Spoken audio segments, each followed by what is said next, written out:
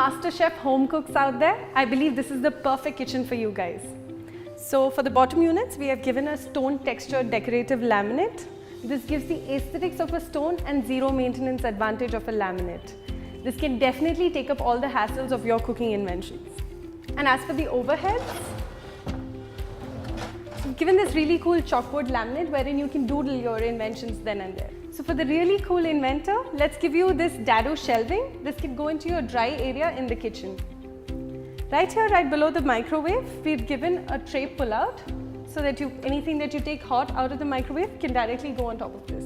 Many of the kitchen layouts that we see these days do not provide enough space for a breakfast counter or a breakfast table within the kitchen.